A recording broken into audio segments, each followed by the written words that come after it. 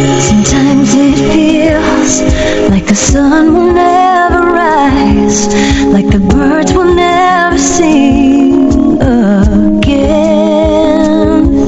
Believing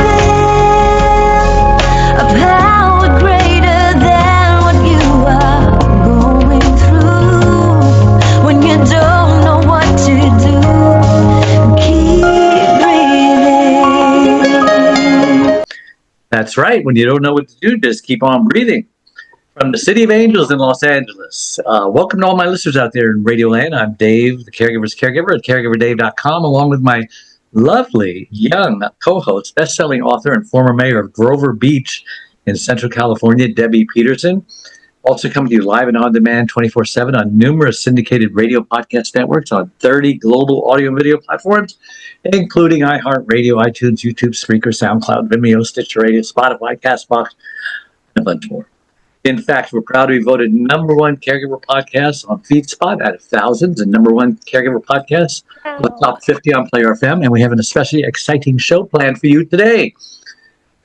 Sheila Donnell has enjoyed a successful career spanning over 55 years. She doesn't look that old either. Across 5 industries, and is now embarking on her 6th as an author of the upcoming book, You're Fired, You're Hired. It's almost a Donald Trump thing. She loves sharing ideas about prioritizing self-care first and how helping others achieve their goals can lead you to a job you'll love. And, you know, there's a lot of caregivers out there who are unemployed, who are fired, who quit because of their caregiving responsibilities. They're trying to start a business in their garage and it's not working out. So this show is for you. I'd like to thank my last week's guest. Charlie Siegel shares soulful poetry to help you heal, hope, and shine again. And just a reminder, you can watch or listen to that interview and all our interviews, including this one, on our membership website, caregiverdave.com, or any of our other 30 global audio and video platforms I mentioned. Okay, enough of that. Sheila, it's so great to have you on the Caregiver Dave radio show. Thank you. It's a treat to be here. Oh, and I always like to ask my guests, just who is Shelia Donnell and why was she placed on this earth? Oh, my goodness. I have no idea why I was placed on this earth, but what I like to do with having been placed here is help other people find a job that they can love, where they can thrive. That's my purpose today. How long have you been doing this with the job thing? Well, I switched jobs, as you mentioned, several times, and I was fortunate to end up in 5 terrific industries, very different careers. Oh, if anybody can tell you how to get a job, I guess you would, because you have so much experience, so much diversity. So what prompted you to write the book about being fired and hired? Because you remember, I think that song, I'm sure you can remember, we're all older, Take This Job and Shove It. Johnny Paycheck, weird name. Oh, my. That's a perfect name for a funny song. Yeah. Johnny No Paycheck. That's probably not his real name, but yeah, Charlie Pride probably sang it along with other country people. It's a great song to sing. I bet they covered it, yeah. All right, so for the people who want to take this job and shove it, what prompted you to write the book about being fired and hired? Because do you recommend getting hired before you get fired or quit? You're not going to get fired if you don't have a job. That's true. Well, you know how some people, they say, I just quit my job. Well, did you get another one? Well, no, not yet. But, you know, and then 3 months later, they're still unemployed. I would say start thinking about, first of all, when you leave a job, sometimes it's not under happy circumstances. So I would say take some time and take care of yourself. Do something fun. Maybe it's just go to the movies. Maybe it's take a trip. But pamper yourself for a little while until you can get over it, because it's not something that comes easily. And then you should pamper yourself all the time, you know, not just when you're looking for a job. Well, that's true, but especially after you lose a job, you need to really focus on taking care of you. So why'd you write the book? I wrote the book because I was hired and fired. Fortunately... Not in the same day, I'm assuming. No, not in the same day. But at one point, I was fired in the same job, 3 different companies. Wow. And it was just idiocy. I did it because it was easy. because headhunters asked me to do it, or a company would contact me because I'd been in that industry and they knew I knew the subject matter, but I didn't really, and I hated it. So, and Previously, they detected that you didn't know what you were doing and that you hated your job, and so that's why they all fired you, yes? absolutely. I earned it. I deserve being fired. And in retrospect, I want to help other people identify the temptation to fall into a job that they didn't really like or understand in the first place. Yeah. And it was just easy because I did it last time, so I'll figure it out. Well, I didn't, and I didn't like it. So I would encourage people to start looking for what you really do love to do. Yeah. What rings your chimes? Yep. I owned a gas station that I retired from a year ago, and we always had employees, and I always asked them, what's your reason for wanting this job? And, a lot of them just look like deer in the headlights. They said, well, I don't know, I need a job. No goals, using this job as a stepping stone, as opposed to someone who says, yeah, I'm going to be a architecture, and I'm in school right now, and I just need this job to pay the bills, but it's temporary, maybe 3-4 years, I'll be out. And, that's the kind of job or guy that I would hire versus the guy who's kind of, sometimes I'll try to guide them in the way. Yeah, I'm wondering, you gave us one tip on how to navigate tough times, and that's take care of yourself, something we say every week over and over. But are there other tips that you can give to folks who are caregivers, how to navigate tough times? I think one of the first things to do is ask yourself a lot of questions. Do you love being a caregiver? Do you love being a caregiver here?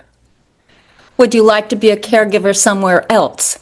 And if so, start looking at opportunities. And to do that, I think one of the best ways is to network. Join everything that appeals to you that you can squeeze into your schedule. Meet people, enjoy talking to them, ask them questions about what they're doing, what they like to do, and start exploring all the options that might be out there for you. You may come across things you never even thought of. That's how I fell into 4 different careers. Wow. And you talk about how the only thing So permanent that's change, Go ahead, Deb. Networking, I think. so that's Go ahead. That's for Somebody. people who are already caregivers, who are employed as caregivers. But what about the folks at home who are caregiving for someone, a family member or a friend? And they may not like it. They may were need some drafted employment. into it, and I would encourage them, first of all, as I mentioned earlier, you have to take care of you. And if you don't take good care of you, you won't be good to somebody else. So start thinking about other things you enjoy doing. If you can pack them in, do. But also think about figuring out how you can get other people to come help you be a caregiver. Mm-hmm. Maybe last week I listened to your program and there was a woman who said some high school kids came and helped her. And I thought that was a great idea. They could come help do crafts, they could do painting, they could sing songs, they could help write poetry with the individual that needs help. What a great distraction. Now, of course, as the caregiver, you're not going to want to leave right then, but it is a bit of a break. And I would start looking for ways to take a break. You need to take care of you, or you won't be any good to take care of somebody else. Yeah. And like I said, some were fired, some, it depends on the boss, and many more jobs are getting more sympathetic to caregivers. Trump is even talking about, giving caregiver credits and stuff like that. So it's finally getting recognition. But I would think that you should look when you are in the interview. Ask the boss. What's your policy on caregivers, and are you flexible, and are you sympathetic to someone who's caring for a loved one, and they may give you some shocking answers that will want you to pick somebody else. No. Well, one of the tips that I give anybody that's thinking about making changes in their career or in anything else, ask yourself a lot of questions first: the who, what, why, when, and where, and then ask about a future employer: who, what, when, where, why. And then when you're talking to a future employer, ask them who, what, when, why, or where. Yeah. Where is it? What is expected of you? Who will you be helping? Why? What is necessary for you to be good at the job they're wanting you for? Who Yeah. was there before? Why are they leaving? Yeah, I've interviewed thousands of applicants, and it's always a shock when they don't really ask me any questions. I say, "Do you have anything that you want to ask me?" They'll say, "No." I says, "Well, I'm not only interviewing you; you're interviewing me. Yes. How do you know this is the job you want? How do you know you're going to like it here? How do you know what it's like being with the coworkers and am I a good boss that you would like, and so on." And so I encourage them, come and go behind the cashier counter for 30 minutes and get a feel of what the customers are like and what the coworkers are like, and see if this is what you really want. Because I'm sick and tired of hiring people, and then 3 days later they quit. Say, this isn't what I want. So I want to give them what they are going to get that they're afraid to ask about. That's a great idea, but most bosses wouldn't do that. Yeah, well, I'm exceptional and Yeah, I think you must be. That's why we have very little turnover. But the point is, yes, you're interviewing that boss. Ask them your questions. It's like you almost have to ask your boss more questions than you're asking your fiance who you're about to marry. It takes a few seconds or a few minutes to interview an applicant for a job, as an employer, but yet, they're going to handle more money than my wife is. And so you need to put some time into that interview. You're not just going to marry anybody that you had a 15-minute interview with. You know what I mean? Of course. So questions to ask yourself about a job that you can love. So how do you come about to come up with the questions that you should ask a boss? What do I love to do? Will I have the opportunity to do this in this job? If not, will this job allow me time outside of work to do what I love to do, like sailing maybe? Hobbies and interests, yes. When will I be working? What hours do you want me? Especially if you're a caregiver, the hours could be, I can imagine, could be extraordinary, and they could be very different. They're certainly not always 8 to 5. Right. So you'd want to ask, how many hours a day? And when? How many days a week? What do you want me to do in the job? What is expected? What does the patient need? What can I offer you? And about pay, a lot of employers don't like to put pay on an application or an ad because they want the applicant to tell them how much they want, and they'll use that as a disqualifier. And they'll say, no, we're not going to pay that much, And next, do you recommend that they tell the employer how much money they want or need to make? Should they let the employer say the first on that and then respond? I would say it depends on what their needs are. Mm-hmm. And what they know about the industry, what is the average pay range in that industry, and if they think they're really good, I'd hit for the top. Yeah, so do your homework, like, you bet. If it's a gas station, know that gas stations down the block are now paying $20 an hour because they have a little food mart inside, and when the guy says, no, we're only paying 17, you say, well, your competition is paying 20, and I've got a lot of experience, sell yourself, right? Yes. Here's what I can offer you. Yeah. Any questions, Deb?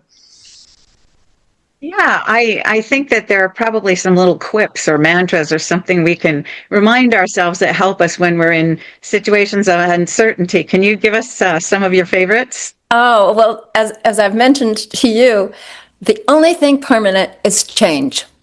And when I was my freshman year of college, I remember the psych professor came in that first day, and he was a real stern fellow, but he was older and punched over, and he pounded up to the stage and he wrote on the whiteboard, the only thing permanent is, and then he turned around and he looked at this audience of 200 frightened freshmen, change.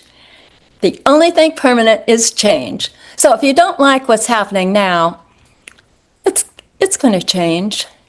You may be the change agent, You may not be, but it's not going to last forever, whatever it is. Yeah. What's your view on risk taking? Should people take risks? Oh gosh, I took risks every day all my life, and I really recommend taking risks. But you have to put your big person pants on to do that. You have to say, this is what I want. This is what I'm going to do to get it. And maybe I have to jump in the lake, but I'm going to do that because this is my goal. This is where I'm headed. This is what I want. So yes, I would say calculated risk. Measure how dangerous it may or may not be, either for your livelihood or for your life. Well, here's another one that I love. When there are options out there that you don't think really appeal to you at first, I say don't ignore it, explore it. Because people dropped things in my lap that were way out of my ballywick, and lo and behold, I interviewed for them and I got the job and I'd love it. Here's an example. I thought I had retired. I was 59, maybe 58, and I was flying back and forth from New York. I had moved back to New York from Tokyo, and I was commuting to Tokyo every 3 months. I'd go for a week or so. And meantime, I was flying from New York up to Vermont to see my grandchildren. And the flight attendants were brand new because they were with JetBlue, which was a brand new airline. And so I got to know them, and we were chatting, and they said, oh, cross-cultural training, you've been doing that? JetBlue's a new airline, and we have to hire a lot of diversity, and our managers really could use some cross-cultural training. Go talk to them. So I did. And they said, gosh, Sheila, that sounds great.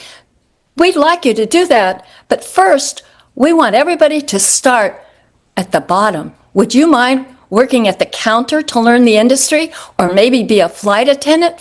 I said, flight attendant? Wow, what a hoot. I did that for 17 years. I never went back to corporate work. Part of what has kept me in good stead is I've been active in every organization I could put my fingers in. And I met a woman. We lived in Lafayette, Indiana, West Lafayette. My husband had been transferred there. And a woman from Purdue, a professor, called and said, can I bring the class to see your house? And I said, well, yeah, I guess so. They did. They loved it. Next thing I knew, the local furniture store called me and said, hey, our interior decorator just left. Would you come join us? I thought, well, okay. And I loved it. I did interior decorating for about 9 years. Then Did you know you had the gift of interior decorating? Well, I guess I kind of felt it, but it never would have occurred to me to go in that business. But then I failed when I thought, oh, I'm pretty fancy. I'll apply for an interior designer job, which I did. I got the job, and I hated it. It was doing drafting and designing cubicles for a whole office of 100 people. I said, oh, no, I want to do the president's office. Well, I was fired, and I deserved to be. I did not like that job. That was my first firing. I've interviewed applicants, and I've asked them, I like to ask them, well, how many applications have you filled out? And when they start saying, I filled out 25 of them, and I said, Oh, my. really? And did any of them call you back? Sometimes they'll say, no one called me back. And I'll say, I'll look at their application. I says, well, I can see why, and they almost need a course on how to fill out an application, how to sell themselves. How do you sell yourself? Because a lot of people don't know how to do that. They don't know how to fill out an application. They don't know how to handle a job interview. Can you give us the ABC basics of job interview 101? That's a good question. I think What first to of all, wear, oh my goodness. Yes, I would say dress professionally for the particular job you're applying for. If it's at a gas station, you want to be neat and clean when you apply for the job, but you're not going to wear a suit, right? And if you're doing caregiving, I would say also be sure that you're dressed neatly and in a clean outfit and have a tidy hairdo and not too much makeup if you're a woman. And if you like tattoos or piercings, you're not sure what the policy is, maybe you should not wear the piercings to an interview or hide the tattoos, just in case. Definitely. Oh Even if gosh, you're don't take saying, a well, I would chance. never work for anyone who didn't want me to blah, blah, blah, blah. Well, maybe that's why 25 people didn't, hire you or whatever. And don't make a political statement with your clothes if you're interviewing for a job. Religion or politics, leave it out. Right. Dress appropriately, be very positive, be positive about the industry, be positive about that particular organization, be positive about how you think you can make a contribution, maybe make positive comments about what you've done in the past that you think will help you in this environment as well. And that's where the application comes out pretty good. You don't really remember all of the qualifications until you start putting them down. In high school, I did actually, interview people. So I'm an interviewer, and then you remember every job gave you a certain skill, and yes. you really have to do your homework and put it all down on paper. And sometimes you'd be amazed at how great you look on paper, and you didn't even realize that you were, experienced for a job. And I maintain that every job is sales. I was talking to a man the other day who said, "Oh, I was never in sales. I couldn't do that." And I said, "What do you mean you weren't in sales? We were identifying all these extraordinary bacteria that were going to be able to help people with their health down the road." "Oh, yeah, but I was in a cubicle with my equipment." And I said, "You were helping people. Any job." If you're a parent, if you're a husband or a Sure. spouse, you are a salesman. Or you better be if you want to stay in that situation. Yeah, if I have to stay at home, what are the kinds of jobs I might want to consider that I could actually do while being here with my loved one? So Again, that's a question. think about what you Yes. love to do and how you can explore that. And also, I really believe you can find somebody to help you out. And again, maybe the high school kids or somebody that loves doing volunteer work so that you can breathe. Well, I can't believe how fast our time has gone. Tell us how we can find you, contact you, ask you questions, buy your book, etc. Thank you.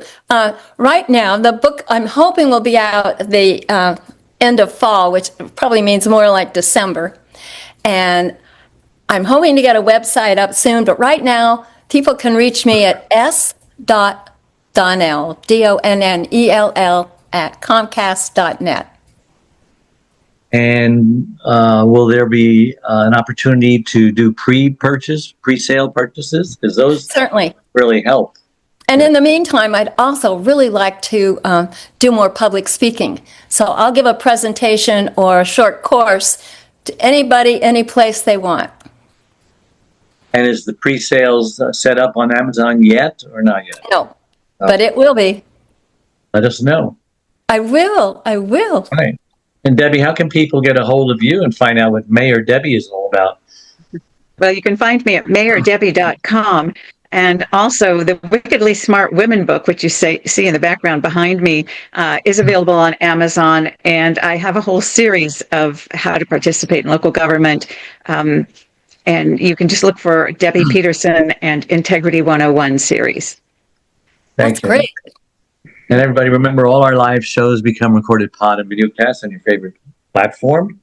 To my own horn, my best-selling book, It's Your Life Too, How to Survive and Thrive as a Caregiver, is available wherever books are sold, and also on my free membership website, caregiverdave.com, where you can also schedule a free 30-minute initial coaching call, talk about whatever you're struggling with, and you can also join my community of 34,000 caregivers on Facebook at Caregiver Dave.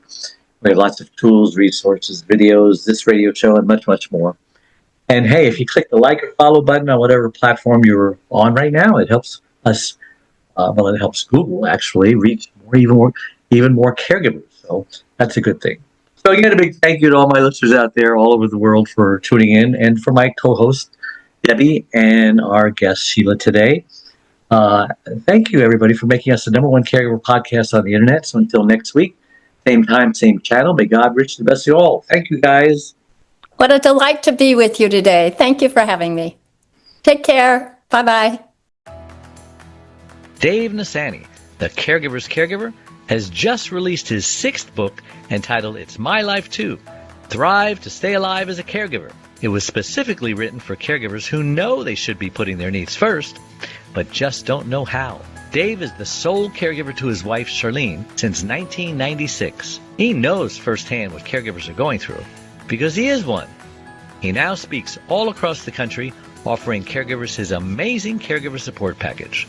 Even the airlines tell us that in the event of an emergency, to put your oxygen mask on first, before you help your child with their mask. They know that those who don't heed their advice often black out, thus becoming unable to help either themselves or their child. And caregivers are exactly the same way. It's My Life Too, Thrive and Stay Alive as a Caregiver will help caregivers who are neglecting their sleep, diet, and social life and learn to put their needs first. Pick up your copy today or buy one for your special caregiver, on sale everywhere and at caregiverdave.com. I'm Dave Nasani. My 4th book, Secrets from the Hammock, Uncommon Wisdom for Uncommon Times, is a #1 bestseller on Amazon. As a young boy, I was told I possessed an unusual amount of wisdom for my age. As a young man, I found myself counseling friends and older family members whenever they needed answers to their problems. Then at 21, I read the Bible for the very first time and learned how King Solomon asked God for wisdom instead of riches, yet he received both. I was so impressed that I too asked God for wisdom. Soon after, I discovered when lying on my hammock, I would receive wisdom from God. This book is the result of my passion to share with the world wisdom's tremendous benefits. Join me as I reveal practical aspects of wisdom for the mind, body, and spirit. 31 lessons I learned from God that can change your life. Available in hardcover, Audible, Kindle, and paperback, wherever books are sold. I've spoken all over the country and London and am available to speak at your event. Contact me at hammockwisdom.com.